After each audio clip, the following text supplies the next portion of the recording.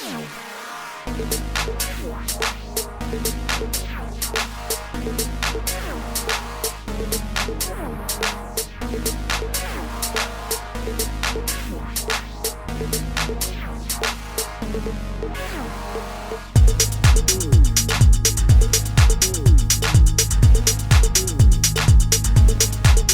my god, you got buttons in your steering wheel. Actually, it is nice having the steering wheel buttons.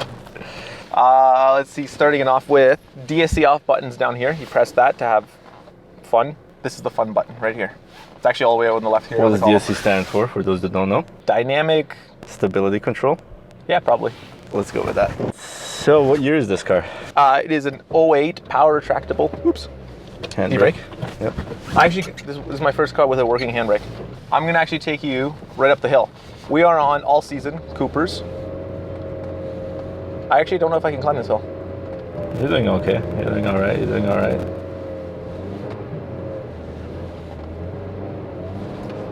Oh. Oops. And we're stuck. Now roll it back. Yeah, don't go that far back. You're gonna get beached. My game plan is, this is the funniest way to actually start this video. Yeah, you curved it. Oh no! Yeah. I think it's because it's melted with ice. I can't believe I did that. Hold on. Oh, this is all ice. Oh man. Yeah, we are like straight up on ice. No, I'll show you how to get out of here. I got it. I just wanted to catch that. I'm just gonna go ahead and film your struggle from the outside. But so check it out. First option we're gonna try is DSC on to see what the traction control does. And honestly, all it's gonna do is just like pulse the brakes and cut my throttle. Okay.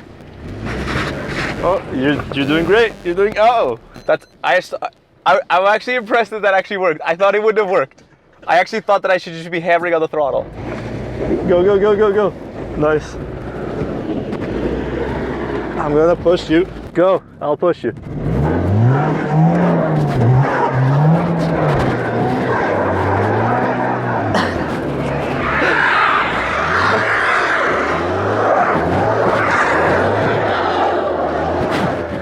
Okay, so now you can turn it around. Roll it back that way.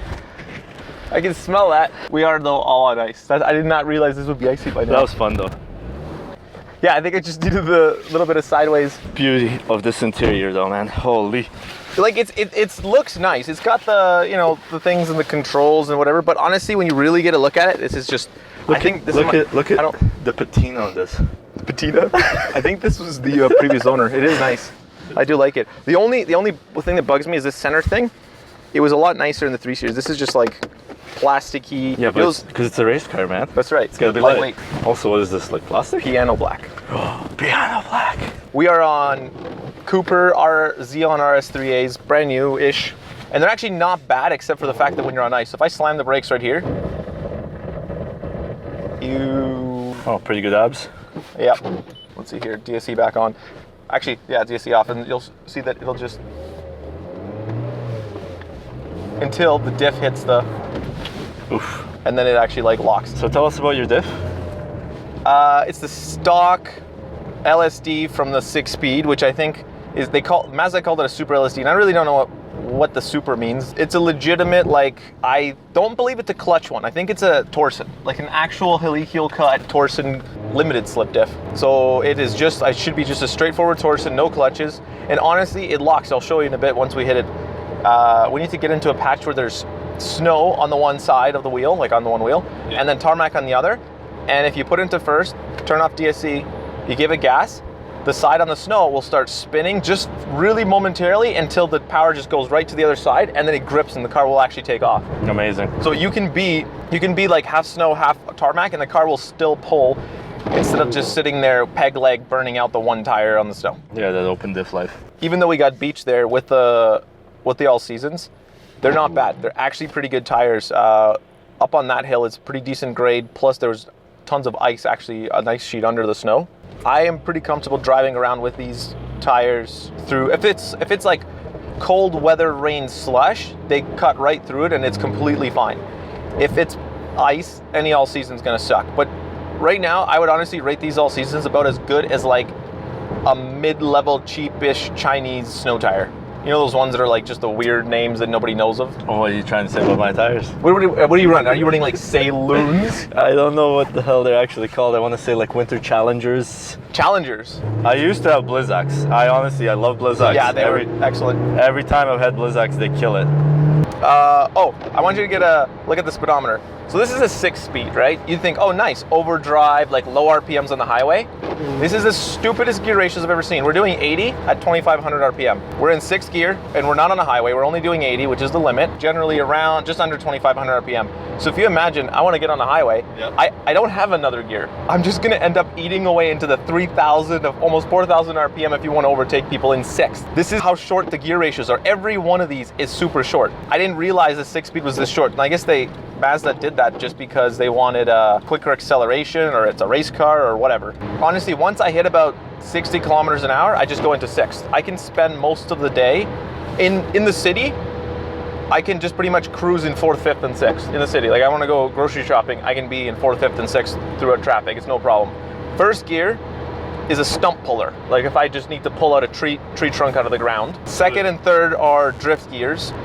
4th is like cruising in a school zone. Like not that I cruise in school zones or anything. It's just like that's 4th gear. That's the speed limit I would be doing. And 5th and 6th is like, you know, getting groceries, going to Walmart. And then when you're on the highway, the car just screams. So 6th gear on the highway, you're doing like 120. What RPMs would you be at? Above 3,500, probably close to 4,000. That's like my car, and I have 5 gears. I know. I always complain how the ratios are useless. I drove a TDI Jetta, like 2011, at 140. This was in Mexico. Yeah, okay. Of course. Makes sense. And honestly, I think at 140, you're just around 2,000 RPM. At 100, which is like Highway Canada cruising, you're just over, I think, 1,200 or something like that. You're bogging in 6th gear. Not with that diesel. Like literally you could almost, actually, I think you could pretty much cruise at in an 80 zone at idle in 6th gear with the diesel. The steering wheel has like, it's not tie rods and stuff, because I checked it out myself. There's like a slight click, and you can't feel it now. You got to be on the ground, and it's that like collapsible steering shaft bushing or whatever. So they ordered a new one from Mazda. It's like 3 weeks, and I'm like, can you not overnight it from Japan? A reasonable request. Reasonable request. No, they couldn't. So it was 3 weeks, and I was like, well, I'll take the car now. That's awesome. I've never even considered that to be a possible issue, because for me, it's always been everything from wheel bearings to tie rods to, you know, all bushings are the first to go. That's literally what I thought it would have been. And by the way, we're at 60 kilometers an hour, and we're comfortably cruising in 6th.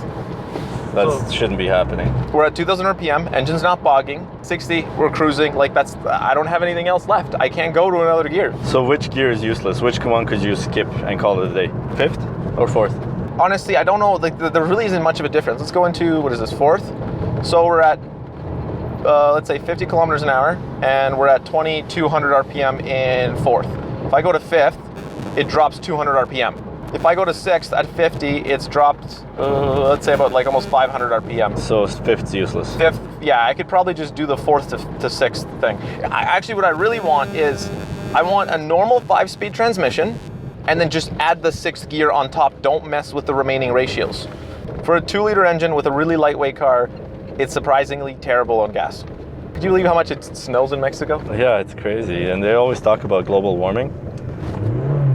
It says no dumping, by the way, so don't dump your clutch. No dumping. Must be a straight power slide. Yeah, like no dumping. I don't know if we're gonna make it up this hill. Okay, you're gonna have to book it if you want to make it up that hill.